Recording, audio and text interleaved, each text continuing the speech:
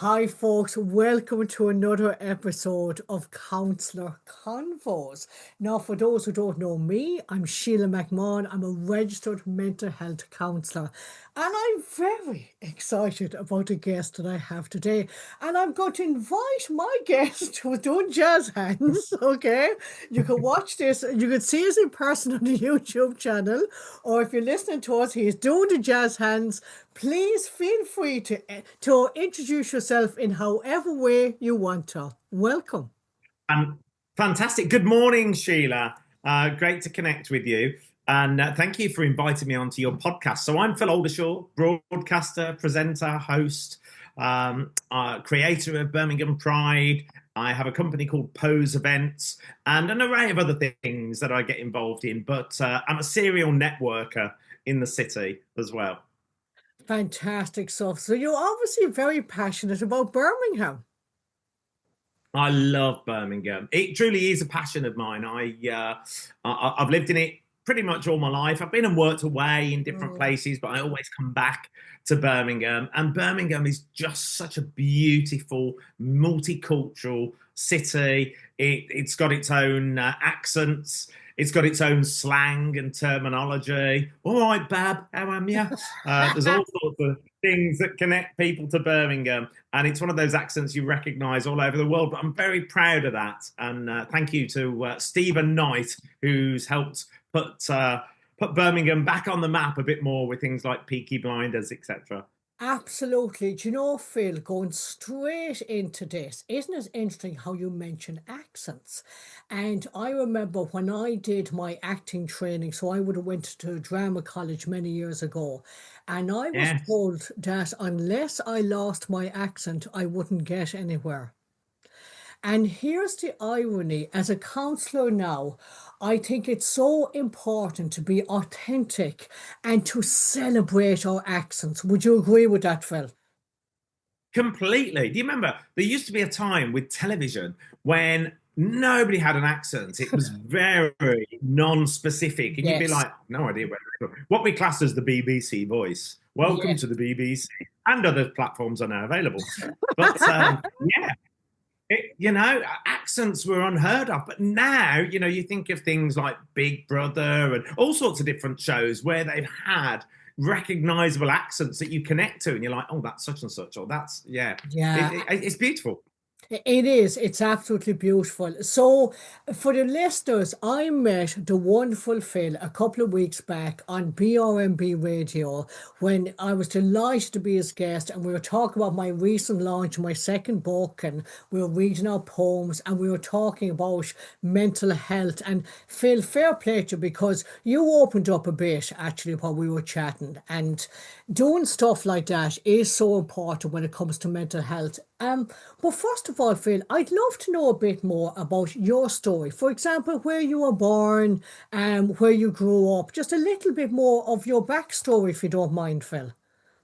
Thanks, Sheila. Okay, so obviously I've got a few decades under my belt I do know now. what you mean. Uh, 2 decades? and I'm older now than when we started this podcast. Have I aged you, But Phil? Okay. I hope not. I brought my cup of positivity Now, ready for okay, your show yes. today. Now, for those who are listening to this, he is holding up a cup that literally says "cup of positivity hyphen tea." It's always a beautiful way to start the day. Oh, that's poetic, isn't it? It is. You're a poet and you didn't even know it. Indeed, indeed. I'll be writing a book next. You will. So come on, Phil, tell us, where were you born? So born in Birmingham. I Okay. was actually born at the QE Hospital Hmm. in Birmingham. I lived in a place, well, initially until I was about 4.5 years old, in a place called Bartley Green. Yes. Um, and then we moved from Bartley Green to a brand new estate. We were one of the first, if not the first, resident to move onto this estate on Wow. Frogmore Road. And the estate was called Frankley Estate, just past Norfield before you get to Yeah. Rubery. And I lived there up until the age of, I'm not too sure actually, maybe about 12 years old. Sure. And then we moved. back to Bartley Green, borderline Romsley, near the Black Yeah. Horse Hilly. Mm. And then I lived there until I was about 18, 19 years old. And then I left there and moved into Birmingham city centre, where I Okay. pretty much lived all of my life in the city, in the heart of it all, watched it change and develop. And I've loved it. Besides, when I was doing some work with different hospitality businesses, and I'd go and live somewhere for 3.5 months or there for 6 weeks, normally in hotels. But when I went to Leeds to do some development work for some businesses there, I ended up living there for 3.5 years before coming back to Birmingham. I still had my apartment in Birmingham, which I rented out, but Yes. 3.5 years was the longest I went away for one period. But Birmingham, yeah, it's my hometown. It really is. It really is.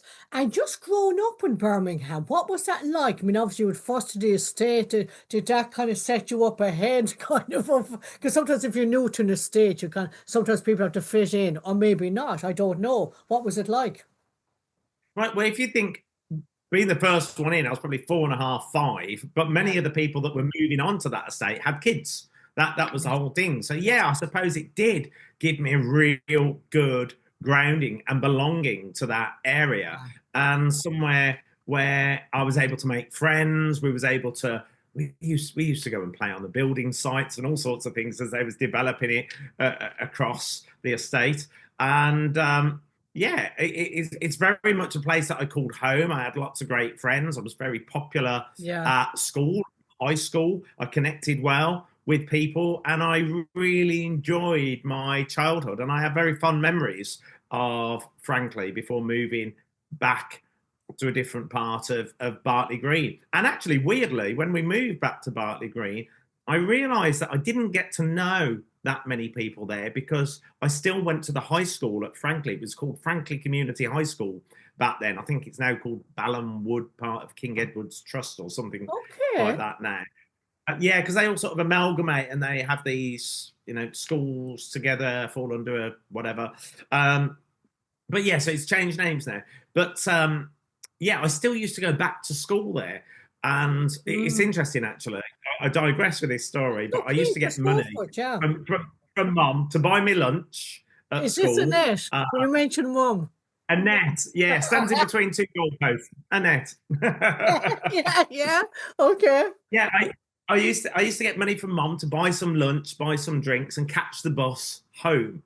But sometimes we used to nip into the pub What? in the later years. Hold Yeah, on, hold on. Now, is Annette aware of this? she may be aware of some of it. I'm not sure. She will be when she watches this. Exactly, and I'm not editing this out. Or we used to go to the Omco shop that was part of the little shopping centre next to the Yeah. school, and we could buy a can of something, and I couldn't catch the bus home, or I'd stay out late with my friends, and not necessarily having a drink, but you'd stay out late with your friends, and then I'd miss the last Midland Red bus it used to be to take me home Wow. back to Bartley Green from Frankly. So I used to have to walk from the school all the way through the dark country lanes. You think 10, 11 o'clock at night, or sometimes 9 And o'clock at night, and it was dark. how old were you at the time? Well, this was probably the later part. Yeah, so probably by the time I've got to 15, 16, that sort of thing. Yeah. And then I'd go up and over the country lanes, over Frankly beaches. Wow. And sometimes all you had was the moonlit night. But sometimes you never had the moon. It pitch black trying to make your way back home, past Frankly service station, Wow. walking along that road with cars whizzing by. Yeah, when I think about it now, it's like taking your life into your own hands each But you time. know something, Phil, as I listen to your childhood and those memories, like straight away, I get a sense of, as you said, belonging. I get a sense of freedom. I get a sense of being able to like experiment with alcohol. I just get a sense of that lovely childhood, as you said. Beautiful. And you know, one of my so there was a lovely setup. So I had a girlfriend called Trudy back Hmm. then who was the sister of Renata. Renata was in my class at school. Trudy was in a lower year. But Wow. then her brother was one of my best friends. So the three of us and other friends were all really, really close. And their lovely mum, who's passed away now, Rita, was a dinner lady at the school. But when her husband was working away, she would always invite us round. And he was a lorry driver, so a lot of the time he was working away. Yeah. And she would invite us round, and we would have the back lounge area of the house. She used to like to come in. She used to get us all to sing for Oh, her, and she just loved the fact that we was all friends, and always made us really, really welcome there. And you wow. know, friendship. And that trust that you have in each other and that connection and that bond Yes. is just a beautiful thing. And if you're lucky enough to have Mm. that as a child, I just think it's something that gives you great values Wow. moving forward in life. Absolutely. Let's pause with that. Friendship, trust, connection. Isn't it interesting? I have a lot of teenage clients at the moment, and Oh this yeah. this is a big issue for some of them because they can find, especially with the pandemic and the knock-on effects of the pandemic, that they haven't been able to make friends the traditional ways, like going around frankly, meeting up, sneaking in the drink, whatever, all that kind of stuff. During the pandemic, they couldn't do any of that stuff. And well, some people couldn't, others maybe found ways. Who knows? We won't judge. But but for a lot of teens, they weren't able to make friends the traditional way. It was very much kind of online, and it was very kind of a bit like where sometimes your online dating can be a bit shallow. Look at a picture, swipe left, right, whatever. That Yes. to form those, those lasting, genuine friendships. Sometimes it is about meeting people. It's about having that face-to-face connection. And when you don't have that, I really see that. It makes me think of the clients I have at the moment that don't have that, and how much that is such a vital part of the different stages of life. Sheila, you know, you hit the nail on the head. It's imperative. Building relationships, learning how to connect with people from a young age Yeah, is really important. You know, a lot of psychology has studied about the importance of play and that connection and that energy yeah, that you share. yeah. But I think part of the sad thing is with technology, there's amazing things with technology and tech, Yes, but yeah, there's also really negative things that have an effect. And part of that negativity would be about people just being focused on the phone, only talking with other people on the phone, not having yeah, that personal interactive connection with each other. And that has had a very poor knock on effect. And yes, we can talk about COVID as well. And people were yeah. locked down at home and they had devices to connect, which was a good thing that they could Yes, connect. absolutely. Yeah, But I think there's a lot of people that have, you know, I suppose, become anxious, insecure, yeah. and they can only connect through phone. You know, video games at home, and they used to putting on the headsets and chatting to people in other countries and all sorts, but they're not seeing each other. It's not like going around and calling for your friend, knocking on the door. Can Darren come out to play? Going out on your BMX bikes, you know, or climbing trees like we used to do. There's an array of things, and I think a lot of Yeah. children Mm. are unfortunate because they don't get to do that and that very simple way of learning how to make friends, because that's all you had to do back then. But actually, you can bring this up to the older clientele. There's a lot of I speak to a lot of people. I network a lot. I run Yes. networking events, Yeah.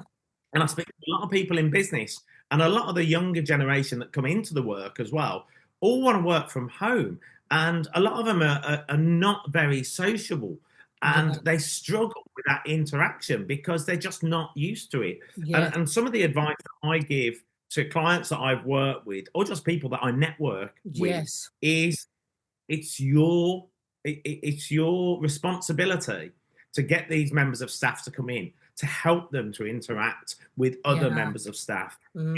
and to get them into the workplace. And I know more companies have now realized that, and they're trying to get people back into the workplace because it creates that bond, that trust, that social responsibility. There's a whole array of things that help people with mental health, and there's a lot of people need help. Absolutely, Phil. And you know something, you're saying all of that, it's combating loneliness.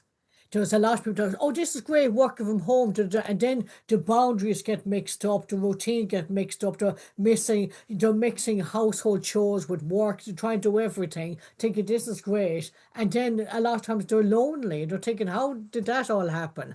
So you're right, absolutely, Phil, in emphasizing getting people back in work. Freedom, what I wanted to ask you is that have you always been sociable? Have you always been confident and been able to make friends easily? Yes, is the answer to that question. Hold on, I I didn't love hear. people. What did you say, Phil? Yes, is the answer Yes. to that Yeah, question. yeah. I think my nan, from a very young age, and I know we spoke about this on the radio, my nan used to call me the light. And Oh, she yeah, always that's gave me right. the light, right up until the day that she passed away at the Oh, ripe old age of 92. wow. And First nature, then. yeah, and she would always say, when I walk into a room, I would light up the room and Yeah, I would chat and be sociable. And I truly believe that my people talk about purpose. What's your purpose? mm, I think part of my purpose is to be able to connect and bring positivity to others and to yeah, be that light my nan spotted from a very young age. And I love to be able to connect with people. I love people. I think in life, it's all about who we meet, how we yeah. connect with people, we bring to others, and also what they bring to us. And hopefully, like attracts like, and it's about trying to keep it positive.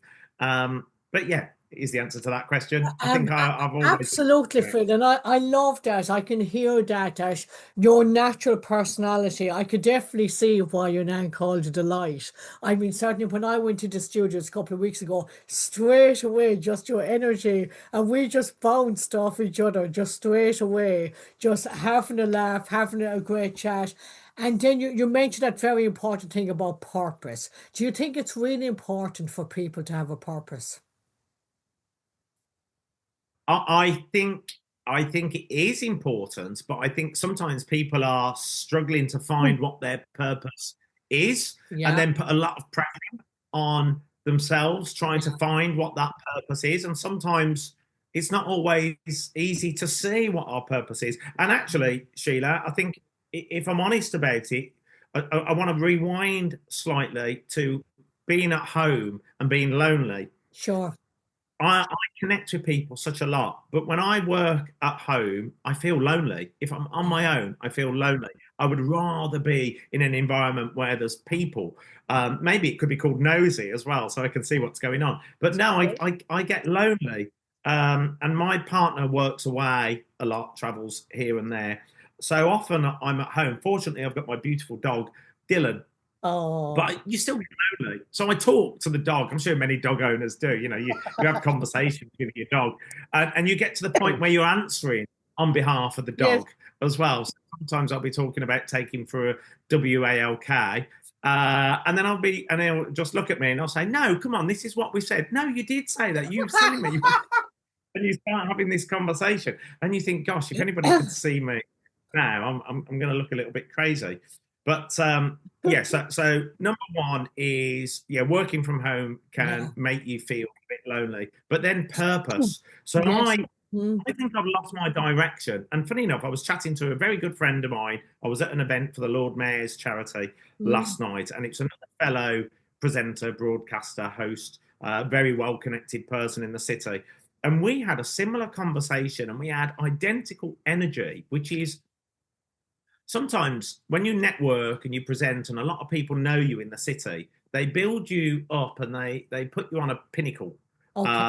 And they put you, we'll go to the light. You are the person that brings all the energy. Yeah. But sometimes we struggle with that ourselves because we're trying to please everybody or trying to do everything, Well and we spotted. can't actually focus on the one thing. So as we discussed last night, we're highly skilled in many different areas, but because we also like people and we like to connect and do what we do to help others, then often we end up doing that for lots of other people but don't earn money. And it's not all about money, but of course quality of life, Sure. bills, rising When we think of our own costs. happiness, if we're going into debt, that's going to cause us to feel unhappy. Exactly, and as we know, people with money issues generally have low mood because they're worried, and rightly Yeah. so. So I've just been questioning myself. I had some surgery earlier on this year, Okay. and I had some root canal work, so internal surgery, but also a root canal issue that had been going on for over 10 At the years on same and off. time. One after the other, actually. So I had the root canal work done. Yeah, that would have been interesting, wouldn't it? That would Yeah, have been interesting, wouldn't it? people each end. And and I guess, Sheila, it gave me a chance to lie on the sofa, recuperating, building my energy back up. I was told I couldn't do anything for six weeks after the internal surgery, Wow. and Okay. I realised that. Well, personally, I couldn't sit still for 6 weeks, and I started doing stuff before I was supposed to do Okay. it. Yeah. But also on reflection, I realised that I'd lost my own direction of what actually made me happy. I know presenting makes me Yeah. happy. I love being the conduit of information. I know connecting with people and networking makes me happy. But in the work side, I was thinking, what is it that really makes me happy? Yeah. And It's a brilliant and then I'm question. speaking, yeah, and then and then speaking with people afterwards. There's lots of people out there in the world, as you would expect, and particularly in Birmingham, that Yeah. all say the same. They're like, I don't know where I am, and I've spoken to quite a few in the last few weeks. We'll say that are just going through the motions, but don't know where they should be in life. Wow, Finn. Okay, let's pause. Let's pause here. Absolutely. I'm taking notes as you're chatting because there's so much to take in here. It's amazing. So we're talking about your purpose, and you're absolutely spot on that sometimes people can feel pressure to have a purpose, and then they can get caught up in all of that. Da, da, da. And we're not saying that everybody has to have a purpose. No, you don't. It was interesting that you were speaking about the positivity, and you were speaking about how people see you and this pinnacle that, oh, here we go, here's Phil, he's going to bring the energy and stuff like that. And because you love people, then you tend to people please. So then it's difficult to focus on one thing. And then after a while, you're thinking, hang on a minute, what am I doing? And actually, what actually makes me happy? And it's interesting, Yes, Phil, because just kind of highlighted that what you were saying. So many people will be able to relate to this from the expectations of kind of would say you'll be the DJ. We know you've got great energy. We know that, the light, all of that. It's amazing. However, we also have to be mindful of expectations here because I'm not saying you do, Phil, but if you had an expectation to be the light, to be the high energy all the time, I'm guessing that could be very difficult. So, for example, when I went into counseling in my 20s, because I had to, I was suffering with panic attacks and severe episodes of depression. Part of what I had to yeah, go through in my own counseling was identity, because at the time I was the comedian. I still do comedy. But I put this expectation on myself, and I did have it from other people to be the life and soul of the party. But what would happen was that sometimes I didn't feel like the life and soul of the party, but I would still yes, yeah, pretend, or I'd put on. And now we're talking about stuff which can also be called masking, which a lot of people struggle with in my sessions, that they kind of feel like that they have to portray a certain way. And part of it is who they really are, but the balance is gone. And isn't it interesting that when that surgery made you stop for 6 weeks, I mean, it sounds like that was really great in a way. Sorry for the pain and all of that, but to actually make you stop and reflect and all of that, because sometimes we can get caught up in the people pleasing, we can get caught up in expectations, and exactly when it comes down to what you were saying, Phil, who am I? What do I want? What actually makes me happy? I agree. Yes, but on Sheila, it's true. It's Yeah, true, and I think how can I relate to it? Oh, I love Thailand. I love Mexico. yeah, I love traveling. I love the journey. Life is a journey, isn't it? And yeah. sometimes when we're on our journey, we need to stop and take a rest, or Yes, we we need to do. stop and look back on the distance that we've traveled Yes, and what we've achieved in yeah, that. And year, I like to raise money for charities. I do a lot of charity fundraising, and last year I'd done the Great Wall of China. I trekked the Great Wall of Wow, fair China for play to 5 days.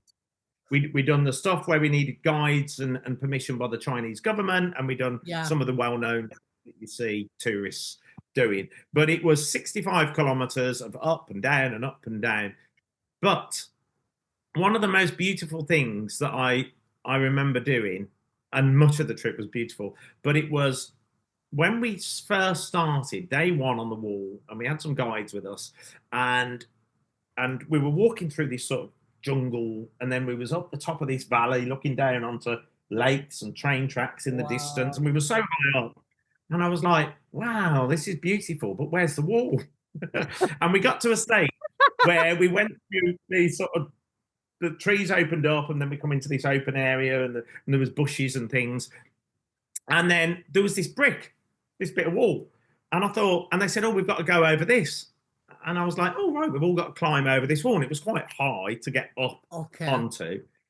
And we all started climbing up onto it. And then when I got onto the top of it, I realised it was the start for that area of the Great Wall of China. Yes. But it was it that was 1,400 plus years old. And it was not like the nice one you see in the, in the tourist pictures. Yes, it was like a dilapidated wall that was still about 20 foot high. And then as I'm stood on the top of this wall, I looked up, and it just went like that as it carried on up into the mountains. And that's where our journey began. So we went all the way up as far as we could. And I remember getting to the top of that and looking back, not only down the wall that we'd climbed at this constant hill, but still the valleys are even further in the distance. And I thought, wow, we've just climbed that wall, and that's part of the journey. But I think life is exactly the same, that we can achieve things every day. We should celebrate that we've achieved, that we've got through a day. They bring all sorts of stuff, amazing, exciting things, and all those troubles and worries and stresses that people have as well. But we should celebrate that success, and we should take time. Excuse me one moment. Yeah. Better. We should take time to look back on what we've achieved and say, do you know what? You've done amazing with that. You've done really well with that. And just acknowledge, and then take a moment and say, right, where am I going? And a bit like you go on a journey, how do you know where you're going if you haven't set a plan, if you haven't got a map? That's the sat-nav analogy, isn't it? Yeah, these days we have mobile phones with maps in them, but think of the old map, or even just think, right, today I'm going shopping. I'm going to go to that supermarket there. I'm going to go there. We have a plan where to go. And it's amazing how many people don't necessarily have a plan. And I'm saying it here right now because part of my reflection, Sheila, was I realised that my plan had gone. Everything that I'd always taught others when training and developing, I no longer had a plan, and I needed to create a plan, and that's what I did. Phil, out of interest, at another stage in your life, earlier in your life, was your plan to become a DJ? Interesting, actually. So there's two words. So DJ is one thing. For me, a DJ is somebody who goes out and plays records. That's what DJs used to be on the radio back in the day. It's all computerized these days. I'm still back in the days. I still sing all in the day. But when I was at school, I became a DJ. And doing your gigs and stuff like that. Okay. Yeah, I used to do the school discos. I used to do social clubs, and that's how I started off my sort of DJ work. But then when I went into hospitality, I then started doing stage work, and I'd be bringing on the artists. I loved the stage. I loved being the conduit of information of what was coming up, what I was representing of the business, and connecting with the people in the crowd. Yes. And actually, that's part of my training ground over the years, because you learn, especially in the hospitality industry, you've got people under the influence of all sorts, and they'll be shouting out high spirits and so on. So I learned to deal with a live audience and connect and respond, and, working with drag queens as well, so quick one-liners. And, But yeah, that definitely in my early days that helped build me up to where I am today. And I'm not up there with the Anton Dex and all of those other top presenters. And the thing And is, actually, you I'm not have on to be, TV Phil. anymore. But Like the thing is, do you have to be? Because, like, surely success is relative. Surely, that success can be whatever you want it to be. It can be, any sort of job. Just being alive. Just your success can be in so many different ways. Isn't it interesting? You're your own person. You bring your own uniqueness. The difference you make to other people in your life. Isn't it interesting that making comparisons? Isn't it just interesting, they're just off the cuff. Oh, well, I'm not Anton yeah, Deck, but they're not you. Anton Deck are not Phil. and you're exactly right. And I think, in society, we either categorize people and put them in a Yeah, box, they must fit into this, or we compare ourselves. And even in, with social media these days, and I yeah, think that has an effect on people's mental health as well. yeah, Everybody wants to be like, or why is that person doing that? Or why is that person doing that? Or even on, the original Facebook, and all of a sudden you'll see a stream of people that you're connected with, friends, family, whoever it may be, yeah. and they're all posting, I'm out for a dinner here, I'm on holiday here, I'm having this beautiful thing, life is great. So everybody has posted a positive post, and you go through that stream and you think, why is everybody else's life great? And you think, I feel a bit shitty. Can we say that? I feel a bit Yeah, shitty because everybody yeah, seems to be having the most amazing life. But then you have to remember that that's a fragment, it's a moment. If they're being truthful, that is, yeah. of their life, it's the whole of their day or the whole of their week or month. So we have to take that into proportion and think, Thank you. Yes, actually, we I do. can't compare myself to these people. No, you So I can't. always think when I use social media, I think I just want to show people a piece of my life, or Yeah. if it's somebody, friends that I have that live in Australia or America or wherever, I want them to be able to see what I'm up to. They can connect with what Yes. I'm up to, or know that I've been here, or know that I've been there, and just have a little understanding of what's still going on in my world. And I'm exactly the same when I go into social media. I think, right, what are my friends up to? What have Yeah. they been doing? If we haven't spoken on the phone because of whatever reason, what are they up to? And that is a mental health programming, actually, because Yeah. you have to wean yourself off what's so easily to connect to, which is that dopamine release, scrolling It's through and getting a quick, proven quick, now, quick. Phil. I mean, there's other podcasts about that. That stuff is proven. The way how social, just watch The Social Dilemma on Netflix, how it's set up to make you keep scrolling, keep watching. And Phil, I Yes. must ask you, so what's the difference in? So obviously I know as DJ, but then like here you are, you've your own show on BRMB amongst loads of other things you do. So is it a different name? Would you be known as a broadcaster, or is there a different name instead of that now? Yeah, I suppose that got I made that sound a bit complicated, didn't I? Well, I suppose back in the day, a DJ, because you would play Yes. records, that's Yeah. what they used to have. But these days, it's all on computer system. So I always look at myself as a broadcaster because Yes. you're broadcasting over the Yeah. airwaves. It's FM station, BRMB's 89.1 FM and DAB and all the other Yeah. platforms, Google, Alexa. You just ask it these days, don't you? And it tunes Yes. into a radio. So broadcaster, but then because I present, I call myself a presenter as well, but also because Absolutely. Yeah. I host stage events, I do city events, food festivals, Queen's So I Jubilees, suppose coronation, when you think of that work that you do on the radio station, you wouldn't really call it a DJ, that'd be more broadcaster. broadcasting, yeah, or presenter, yeah, Presenter, absolutely, I could see that. because I present a show. Yes, no, Phil, there's so much I can ask. So I want to come back to mental health side of things. And I'd like to come Yes, back to I'm hearing how much positivity is important for you. Now, as human beings, we all have days where we're not okay. And sometimes we don't know why that is and stuff like that. How do you manage a day like that when you're not feeling motivated, when you're not, do you kind of force yourself to be positive? Do you allow yourself to not be okay? How are you hard on yourself if you're not feeling motivated or not feeling positivity? I'm just curious about that, Phil. Yes, That yes, pointing at his mug. Yes. I think that's a lovely question, Sheila, and there's many ways, and I'm sure anybody watching or listening to this will have their own ways. But Yeah. maybe some of my top tips will Yeah. be: manage the mind, don't let the mind manage you. It's one of Ooh, the things I like to try and relate to. The okay. mind is, if you think of us as like a computer, modern Ah, day technology, yeah. computer, the very laptop I'm looking at here.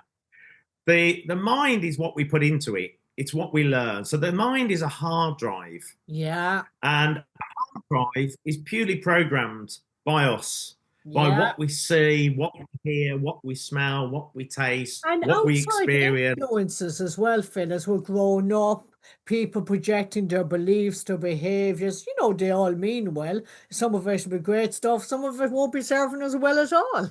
But it's that It, programming, as you say.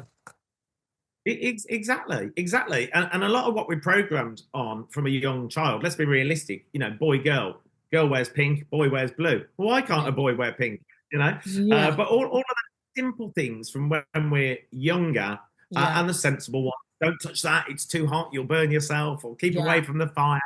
There's some sensible things in there, Yes. and Yeah. that's our learning experience. But also, often the people closest to us can be the ones that, without realizing it themselves, can be the most negative, I suppose, or they can fill us with anxiety or stresses based on their own experiences.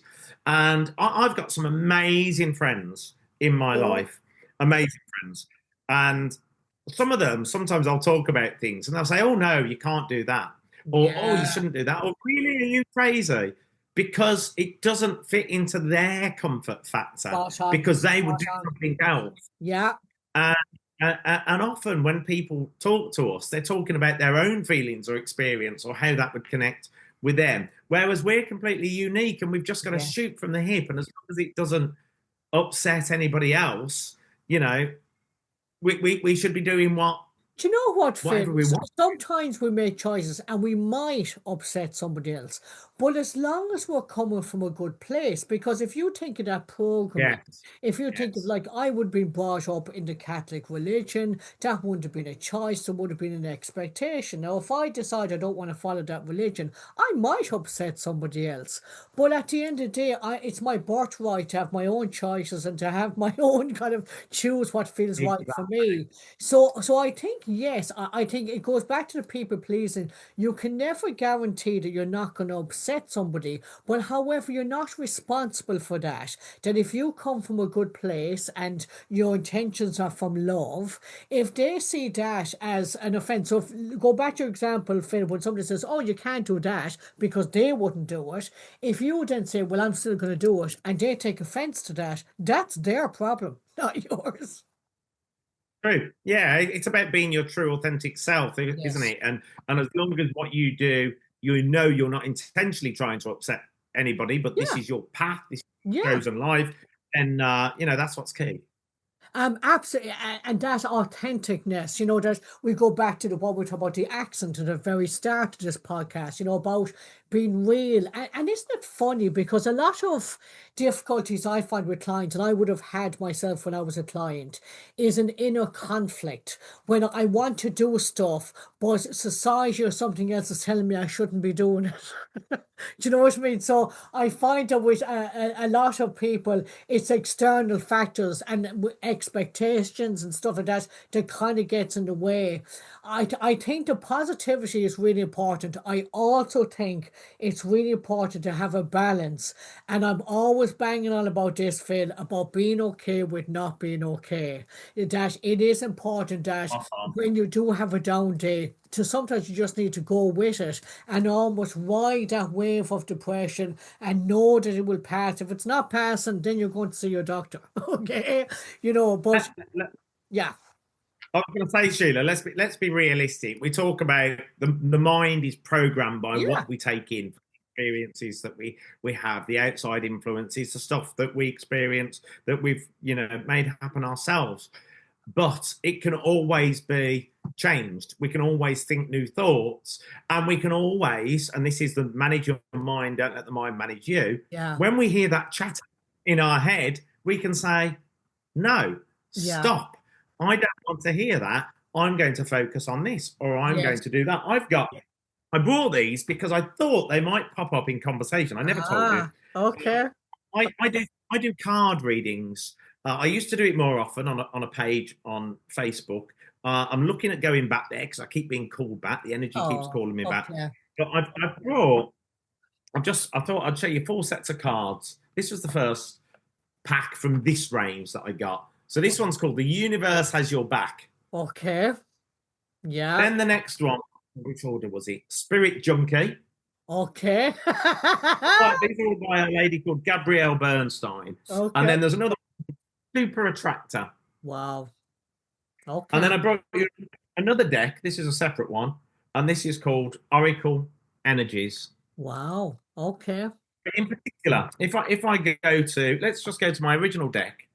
So if I'm feeling a little bit low, and people can do this that are watching now or listening in, or there might be something else in their life, find something positive that lifts you. So, whether it's put on a comedy film to watch that really makes you laugh. Benidorm is always a go-to for me. No matter when I see an episode of Benidorm, it's halfway through, towards the end, at the start, whatever part of the series, always makes me laugh. It's a comfort blanket for me. But if I give these a shuffle, and then sometimes I just need to go to my deck of cards and I pick a card. And the card says to me, this one says, if I can read it, my capacity to tune into the energy of love gives me the words I need when I'm ready to speak up, the compassion I need when it's time to forgive, and the power I need when I am lost. Wow. And it's just a little pick-me-up energy card that just helps you get some direction. Another thing that I have, I'll read through it actually. Do you use these then, Phil? Is this what helps you when you're having a down day?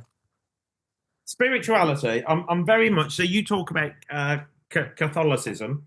I'm christened, but I don't practice religion. Okay. Yeah. I'm a true believer that, and everybody's entitled to believe in what they want to. Same again, as long as it doesn't upset anybody else or they don't push it on. Well, it might. It might. yeah. Well, it does. But there's a whole subject around that. I'm a true believer.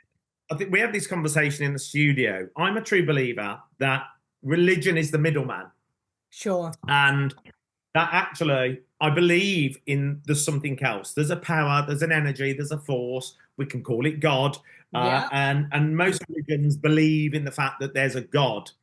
However, in between times, religion was created, which sits in between us as a spiritual being, soul and energy, connecting with the source energy, the light, we can call it. I am the light. Hold on. Who would have thought it? Bill! Hold on, I can see a halo around your head. Oh gosh, I'm now having a vision of Donald Trump. It was the halo. So I'm connected to source, and I know I'm connected to source, and there's lots of things through my life that reminds me that I'm connected to source. Now, even though I was christened, I had a conversation with my mom when I was younger, and I think I was about 5 years old, and my mom said something, and she doesn't practice religion, but occasionally she used to come out with a comment about the Bible, normally if I'd been naughty or something like that. Okay. And she made a comment about the Bible. And I said, well, how can you believe that? And she said, what do you mean? And I said, well, how can you believe the Bible? It was written by many people. And she says, are you being blasphemous? I said, no, but it was written by people. And she turned around to my dad and she went, our son's been on this planet before. She went, he's clever. Yeah. but that's always been my thing, and I always respect anybody who believes in their religion, Oh, yeah, because that's the right thing to do.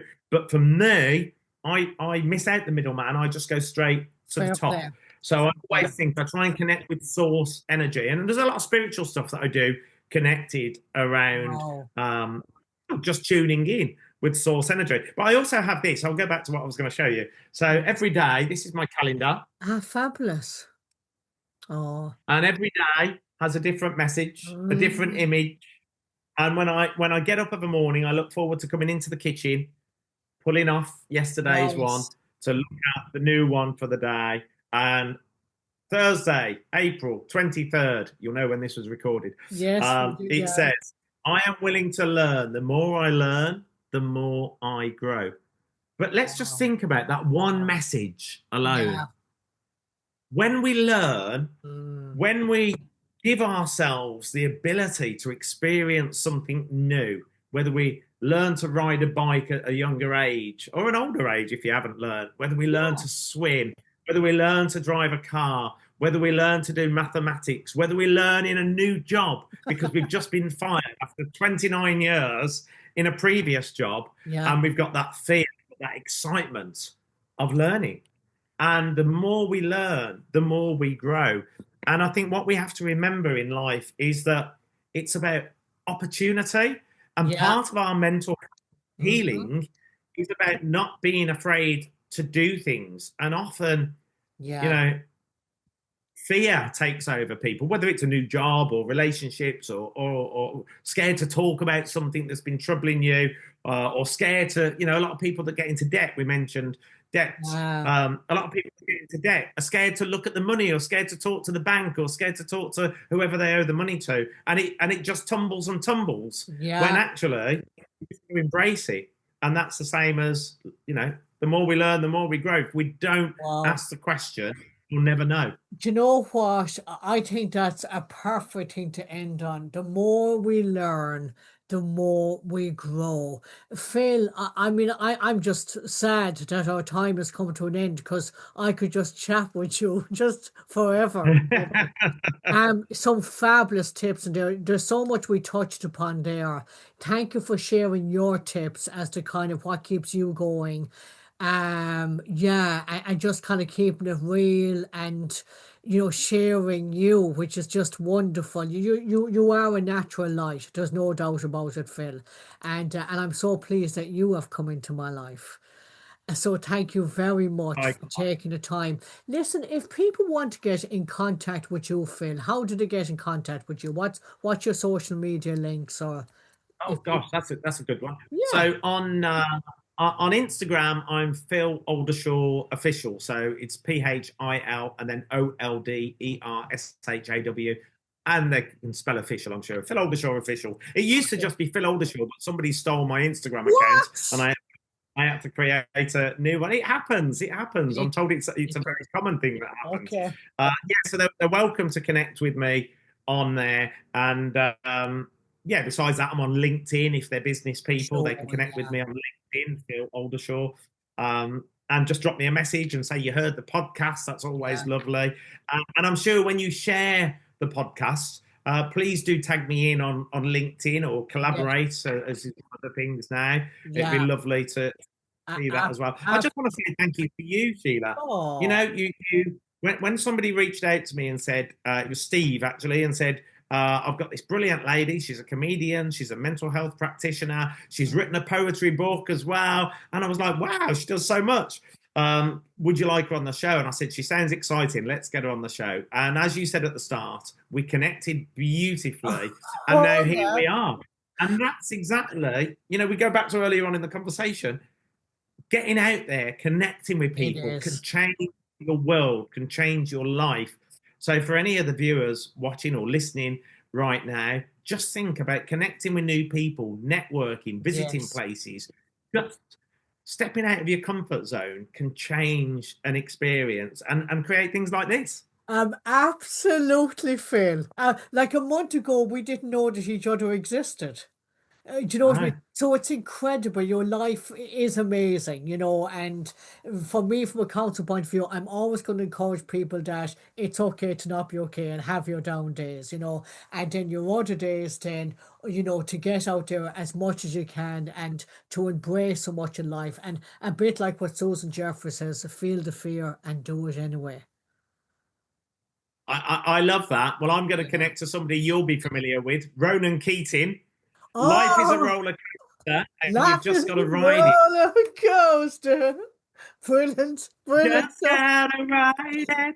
Yeah, because you know, the experience of life is full of so many ups and downs. Oh, And when we're on the down, just remember the times when we're on the up, and the things only happen for a moment in time, and then it changes exactly. again. So It changes. sometimes we have to go down to stop for a bit, recharge, and then let's get back up again. So it all happens for wonderful reason. Phil, thank you so much. I'm gonna have to crack on and see some clients now. Okay. So Phil, thank Thank you. you, Sheila. It's been a pleasure. Ah, the pleasure was all mine, and I certainly hope the listeners have enjoyed this too. Me too. Okay, Me cheers, too. Phil. Bye bye. Take care. Bye bye. Thank you for listening to Counsellor Convos with Sheila McMahon. If you've enjoyed this episode, consider checking out her YouTube channel or pop on her website, mindmanagementforyou.com.